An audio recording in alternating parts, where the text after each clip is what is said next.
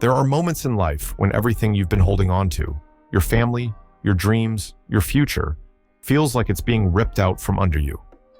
I had always known my stepmother was a bit of a character, but I never imagined she would do something so cold-hearted. It all started when my dad passed away. He had left behind a decent inheritance, something he had worked his entire life for.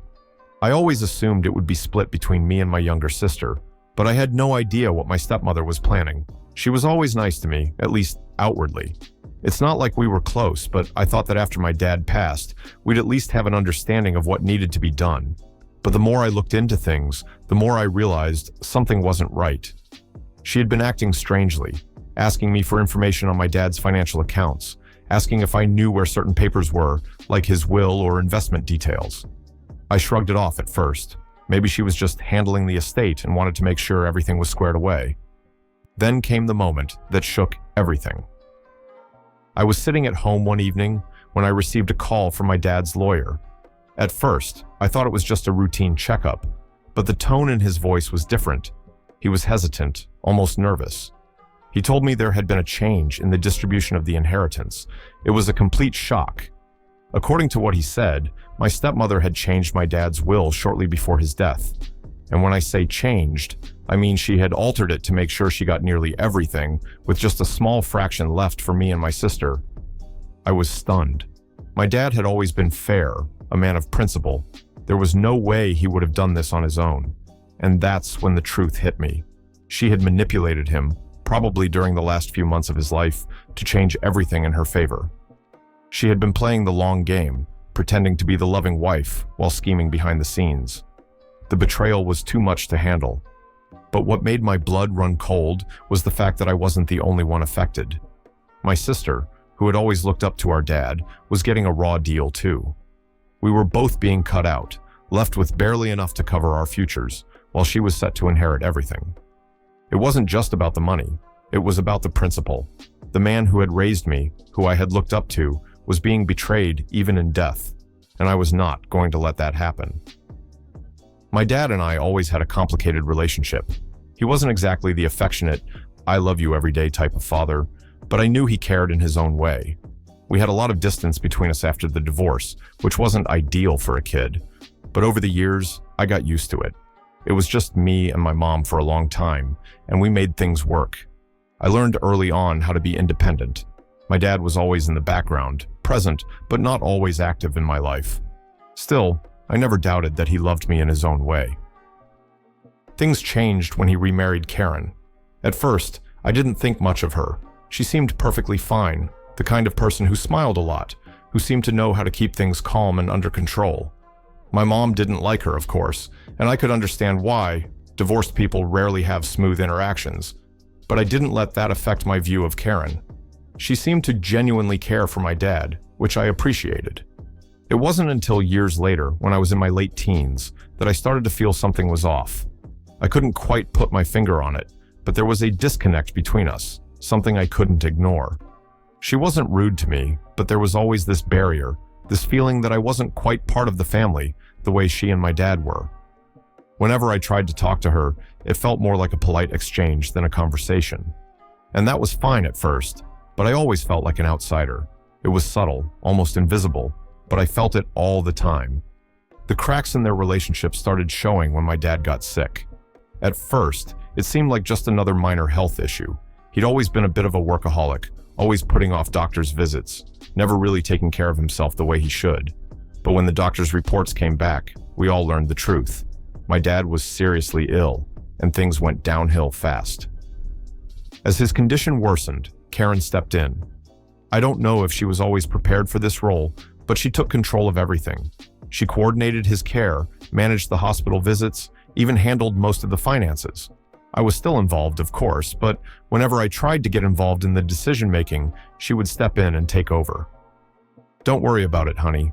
I've got it covered," she would say, with that soft, reassuring voice that was just a little too polished. I started feeling like a stranger in my own father's house, like I wasn't needed anymore. At first, I didn't mind. I thought, well, it's her husband. She should be the one to manage things. But as the months went on, I realized that my dad's health wasn't the only thing she was managing. She was controlling everything. From his business to his personal life, Karen was at the center of it all, and with each passing day, it felt like she was getting further and further away from me. One evening, I tried to ask about some of his financial accounts, thinking that I needed to be involved in case something happened. But Karen just dismissed me, saying she had it all under control. "You don't need to worry about that right now. Let's just focus on your dad getting better," she said, brushing off my concerns. But it wasn't just about that.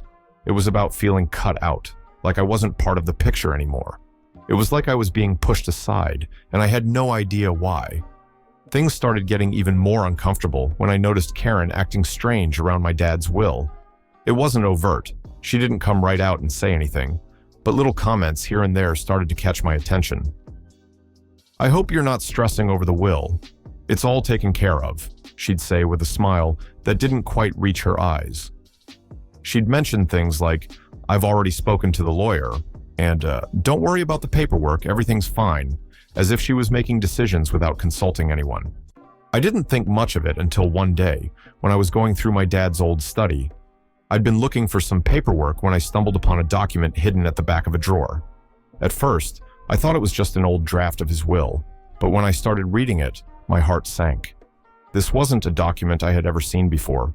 It was dated just a few months ago, and as I read through it, it became clear that my dad's will had been altered. Karen was now the sole beneficiary. My dad, who had always been clear about dividing his estate equally between me and my sister, had completely changed everything. I felt a cold pit in my stomach as I reread the will. How could he have done this? How could he have left us with nothing? I thought about all those years when he had promised me that he'd take care of us, that we'd have everything we needed. Was this his decision? Or had Karen manipulated him into changing it? I confronted her the next day.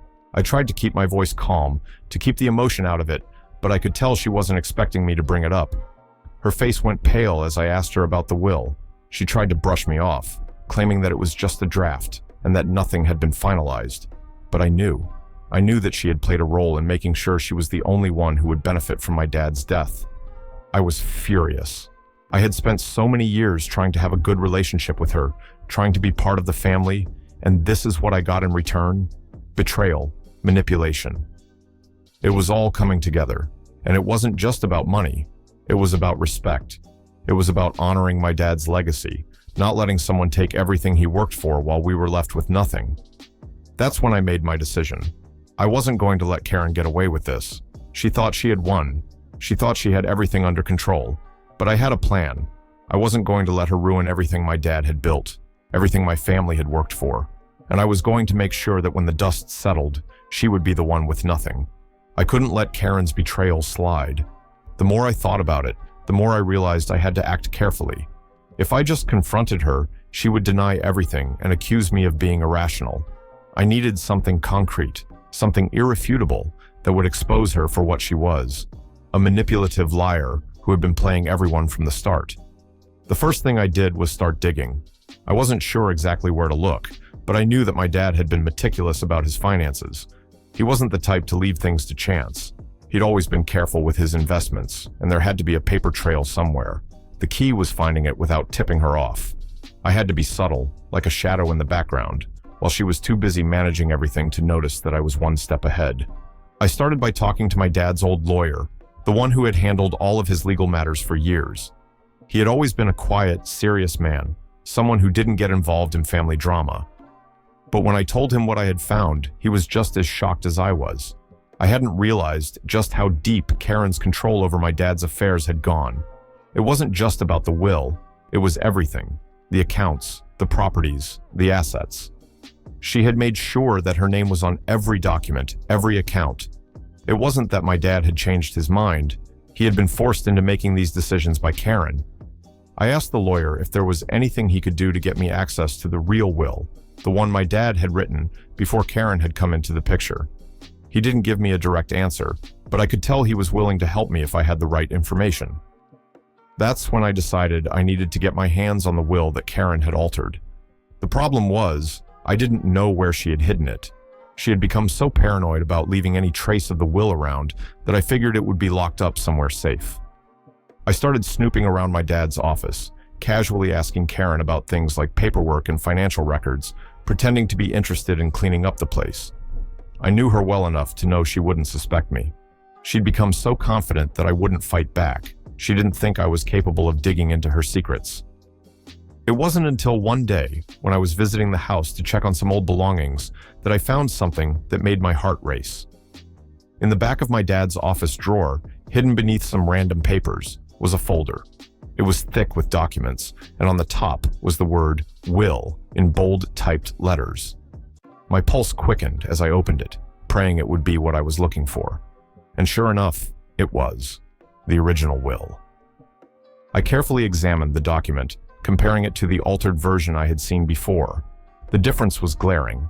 My dad's signature was still there, but it was clear the document had been changed after his death.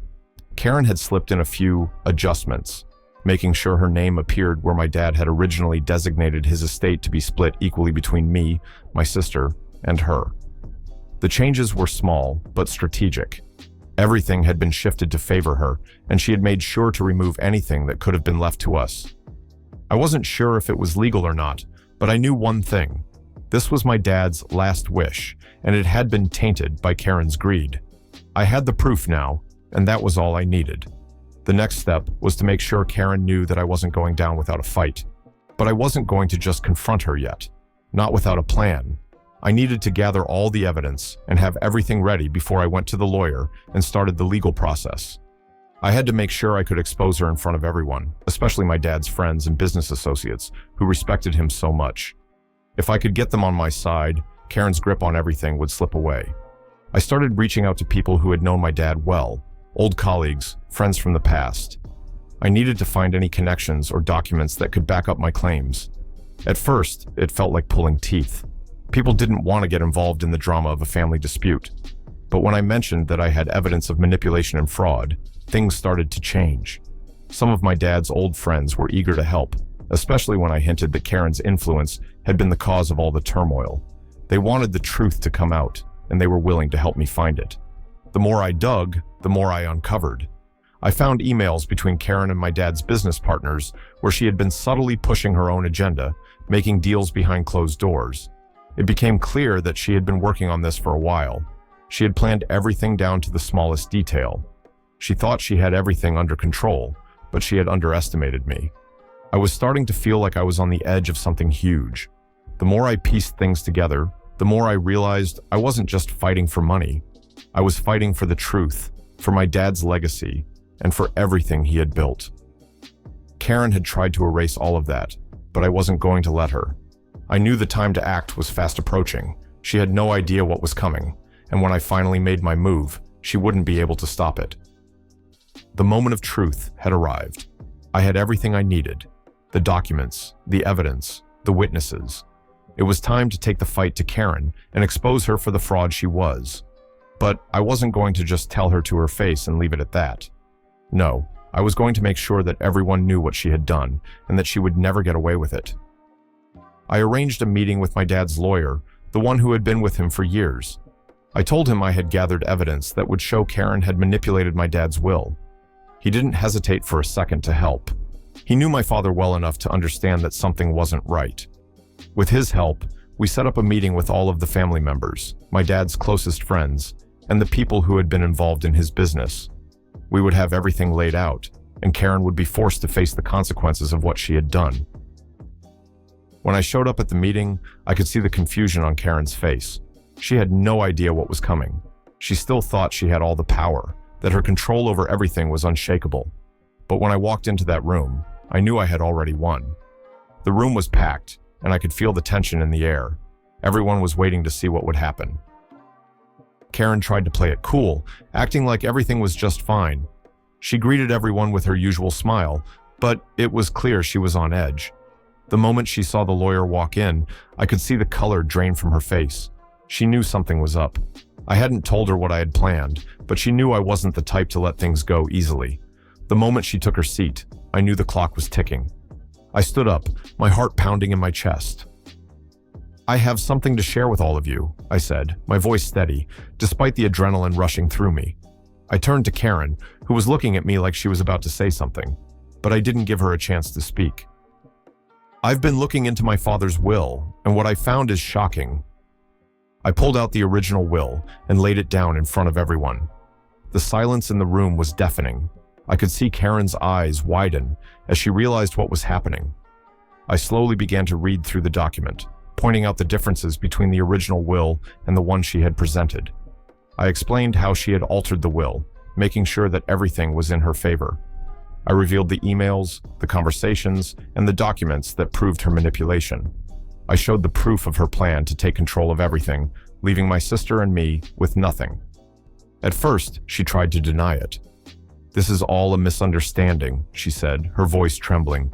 "This isn't what it looks like. I've been nothing but fair." But it was clear that no one was buying it.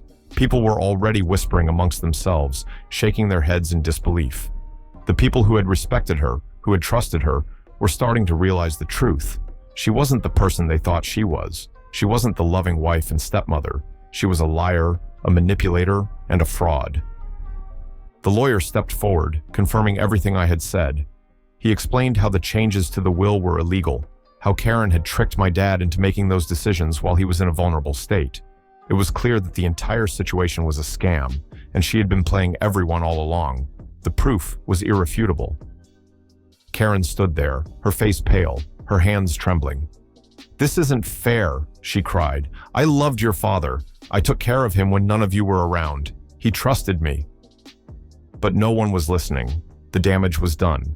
The people in that room, my dad's friends, his colleagues, weren't buying her sob story. They had seen the truth, and it was ugly. I could see the panic in her eyes as her world crumbled. She had no defense. She had no way out. She was exposed. It felt surreal, watching her unravel in front of everyone. The woman who had thought she had everything in the bag, the woman who had manipulated her way into the family's good graces, was now the one who was being left behind. Her carefully constructed life was falling apart, and there was nothing she could do to stop it. The lawyer told her that the will would be invalidated, that she would lose everything, and she knew it. The realization hit her like a ton of bricks. She had tried to steal my inheritance, but now she was the one who had lost everything. She pleaded with me, her voice shaking. "Please don't do this. I didn't mean for it to get this far." But it was too late. The truth had come out, and there was no going back. Karen had been caught, and there was nothing she could do to fix it. After the meeting, things moved quickly. The lawyer began the process of invalidating the altered will, and Karen's grip on everything started to slip away faster than I could have imagined. Her carefully constructed web of lies and manipulation was crumbling before her eyes, and there was nothing she could do to stop it. The family, the friends, even my dad's business partners, everyone who had once trusted her, now saw her for who she truly was. A woman who had used her position to secure her own future at the expense of everyone else. Karen spent the next few days trying to fix things, reaching out to everyone she could think of to save face. She tried calling my dad's lawyer, begging him to make some deal, anything to get her back in control. She even called me, trying to apologize, telling me she never meant for things to go this far. But it was too late. I didn't pick up her calls. I didn't even respond to her messages. She had crossed a line, and I wasn't going to let her weasel her way out of it. It wasn't just about the money anymore. It wasn't even about the inheritance. It was about respect. My dad had worked his whole life to build something, to give us a foundation. He didn't deserve to have it stolen from him, and I wasn't going to let her erase everything he had created. The thought of her walking away with everything after he passed was sickening. She had tried to take everything from me, but in the end, she had lost it all. The lawyer began helping me straighten things out. He ensured that my sister and I would receive what was rightfully ours. The inheritance would be split between us, and everything Karen had manipulated was set to be returned. It wasn't just a legal victory, it was a personal one. I had fought for what was mine, and I had won. But that wasn't the end for Karen.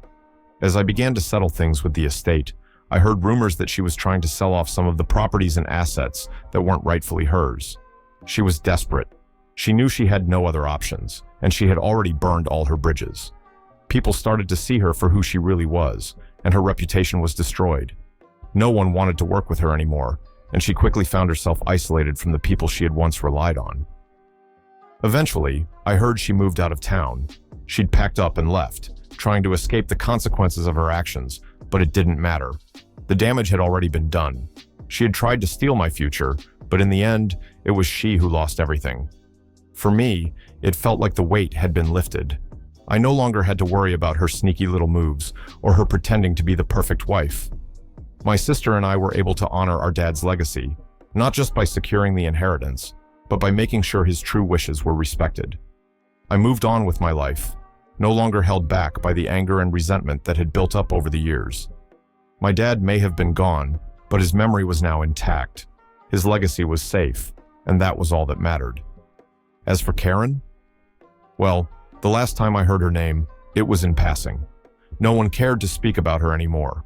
She had been a part of my life for a short while, but now she was nothing more than a distant memory. She tried to fix what she had broken, but it was impossible. She had played her hand, and she had lost. I had won, and that victory meant more to me than anything she could have ever taken from me.